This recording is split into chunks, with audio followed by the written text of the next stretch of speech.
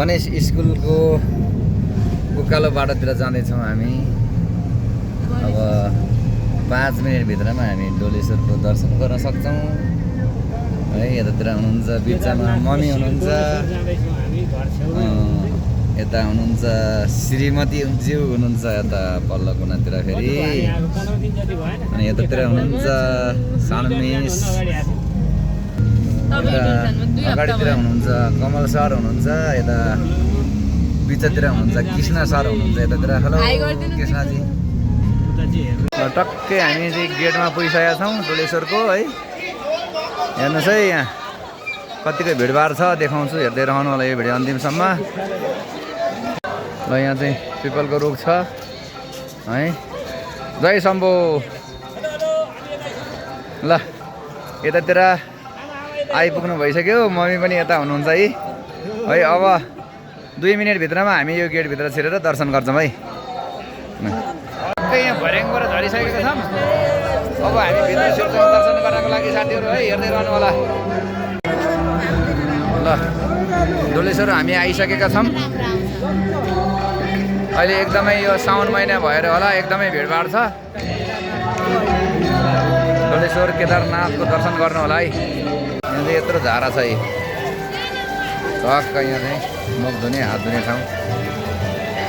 लक्ष्मी नारायण विष्णु मन्दिर।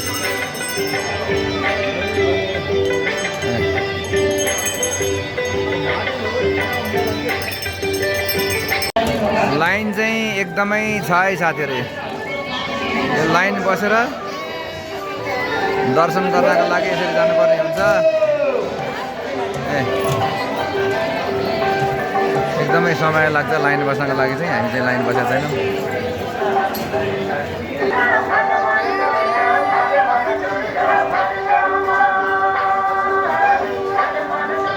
सरस्वती मन्दिरको चाहिँ दर्शन हुँदैछ। जय सरस्वती। ल सरस्वती मन्दिरको दर्शन गरेर डोलेश्वरको शिर यतातिर छ। अब त्यहाँ भित्रतिर पनि देखाउने छु है। हाम्रो टिम है साथीहरू।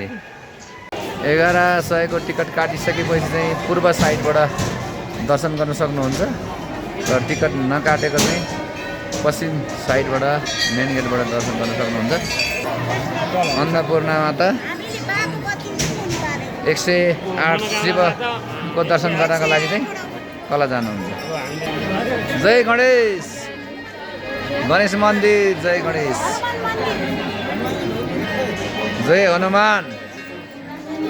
हनुमान मन्दिरको दर्शन हुँदैछ। जय हनुमान।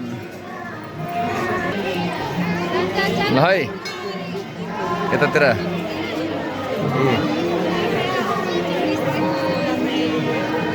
ल है दर्शन गर्नु होला। यहाँ आइपुग्नु नभएका पश्चिम गेट देख्न सक्नुहुन्छ। है ल डोलेश्वरको लगभग दर्शन गरिसक्यौँ। कमल सर यतातिर पछाडिपट्टि हुनुहुन्छ, अलिकता हुँदै हुनुहुन्छ त्यही भएर देखिन्न है। ल जय डोलेश्वर महादेव।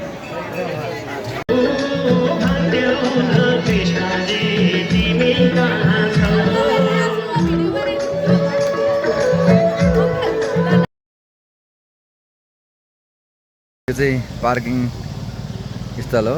पार्किङ यहाँ 50 रुपियाँ तिरिसकेपछि चाहिँ पार्किङ गर्न पायो। बाइकको चाहिँ 25 रुपियाँ होला, गाडीको चाहिँ 50 रुपियाँ छ है। अब मन्दिरहरू दर्शन गरिसकेर हामी चाहिँ निक्लेका छौँ। ल आइसक्यो दर्शन गरेर है। ल भट्टाभट जाउँ है, जाउँ अब दर्शन गरेर आइयो। ल डोलेश्वर केदारनाथको दर्शन गरेर हामी चाहिँ फर्किसक्यौँ। ल बाई बाई सबैजनालाई है। जय होस् डोलेश्वर केदारनाथले हामी सबैजनाको देशैभरिकालाई चाहिँ रक्षा गरून् भन्न चाहन्छु। बाई बाई नमस्ते है त।